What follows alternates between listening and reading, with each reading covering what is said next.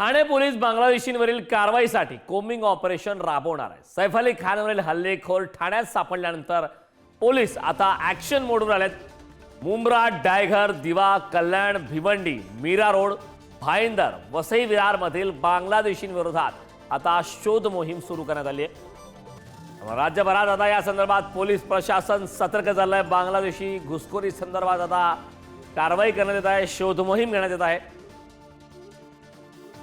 संदर्भात ताजी अपडेट देण्यासाठी आपले प्रतिनिधी निकेश शार्दूल आपल्यासोबत जोडलेत।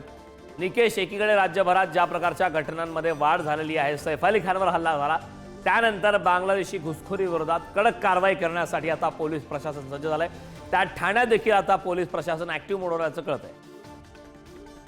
नक्कीच कारण सैफ अली खानवरती हल्ला करणारा आरोपी जो आहे तो बांगलादेशी असल्याचं निष्पन्न झाल्याच्या नंतर ठाणे पोलीस आता खऱ्या अर्थानं ऍक्शन मोड मध्ये आलेले आहेत। ठाण्यातला मुंब्रा, डायगर, दिवा, कल्याण, भिवंडी, मीरा रोड, भाईंदर, वसई विरार या भागामध्ये मोठ्या प्रमाणात बांगलादेशींची संख्या असल्याचं आता समोर आलेलं आहे। त्याचमुळे या बांगलादेशींना पकडून त्यांना सीमेवर सोडल्यानंतर हेच नागरिक आता परत पुन्हा एकदा भारतामध्ये घुसखोरी करतायत याची माहिती ही ठाणे पोलिसांपर्यंत आलेली आणि याच प्रकरणाला आळा घालण्यासाठी आता पोलिसांनी जे आहे ते कठोर कारवाई करण्यास सुरुवात केलेली आहे। मुंबई आणि ठाणे पोलिसांच्या संयुक्त कारवाई जी आहे ती आता ठाणे शहरामध्ये सुरू झालेली आहे। बांगलादेशींवरील कारवाईसाठी आता पोलिसांनी ठिकठिकाणी कोम्बिंग ऑपरेशन जे आहे ते सुरू केलेले आहे। या निकेश, आपला मुद्दा लक्षात आला। खरं तर आता ठाण्यामध्ये या प्रकारच्या काय घडामोडी आगामी काळात घडतात हे पाहणं महत्त्वाचं आहे। खूप खूप धन्यवाद या सविस्तर अशा माहितीबद्दल।